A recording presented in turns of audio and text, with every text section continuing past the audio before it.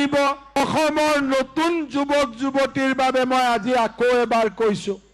বিজেপিৰ চৰকাৰ আহিব এইবাৰ 1 লাখ নহয় 2 লাখ যুৱক যুৱতীক আমি চৰকাৰী চাকৰি দিম ঠিক আছে এইবাৰ চৰকাৰ আহিলে মহিলাসকলক মই 10,000 নিদিও 25,000 টকা দিম ভাল হ'বনে বেয়া হ'ব লৰাবিলাককো কিবা দিম অলপ পিছত কম বুলেট লাগিব বুলেট লাগিলে বিয়া কৰোৱা ছোৱালীটো আহিব লাগিব মোৰ ওচৰত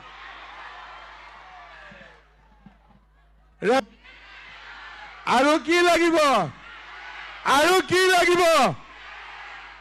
মিঠাতেল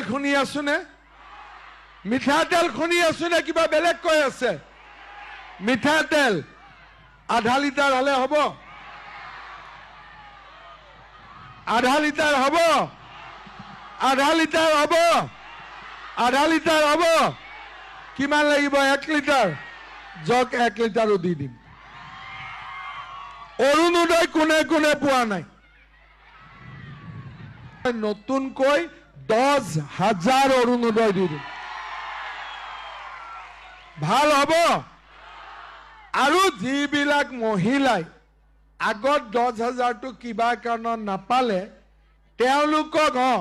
যোনে 10,000 নাপালে তেওঁলোকক 25 আৰু 10 মিলাই একেলগে 35,000 দি দিম ভাল হ'ব আমাৰ অসমীয়াত কয় ন খুটে মূলে দিব লাগে সেইকাৰণে 10 আৰু 25 লগ লগাই 35 দি দিম হ'ব এতিয়া 5,000 3,000 অৰুণোদয় দিলে সবে অৰুণোদয় পাই যাব বাকি 7,000 আমি কি কৰিম লৰাবিলাকক দি দিও লৰাক দিলে হ'ব কিন্তু লৰাক দিয়াৰ আগতে এটা ডাঙৰ কাম কৰিব আছে কিছুমান ঘৰত শাহুৱেকে অৰুণোদয়টো পাইছে বোৱাৰীয়েকে পোৱা নাই সেইকাৰণে অলপ শাহুৱেক বোৱাৰীয়েকৰ মাজত হয়নে ৰেশন কাৰ্ডখন এখন গতিকে এটাই পাইছে এতিয়া সেইকাৰণে মই আপোনালোকক 3টাতকৈ ওপৰ পৰিয়াল থাকিলে ৰেশন কাৰ্ডখন 2খন কৰি দিম ভাল হ'বনে বেয়া হ'ব তেতিয়া লাভ কি হ'ব মই কৈ যাওঁ অৰুণোদয় 1250 পাই গ'ল দুজন 2 কেজি দালি পাই গ'ল 2 কেজি চেনি পাই গ'ল 2 কেজি নিমখ আৰু 2 লিটাৰ বুদ্ধিটো ভাল নে বেয়া কিন্তু এটা কথা ৰেশন কাৰ্ডে ভাঙিব পাকঘৰ কিন্তু ভাঙি নিদিব তেতিয়া আকৌ গণ্ডগোল লাগি যাব তেতিয়া মোক ক'ব যে হিমন্ত বিশ্ব শৰ্মাই আমাৰ ঘৰখন ভাঙি থৈ গ'ল হয়নে নহয় সেইকাৰণে ৰেশন কাৰ্ডটো ভাঙিব কিন্তু ঘৰটো একেই থাকিব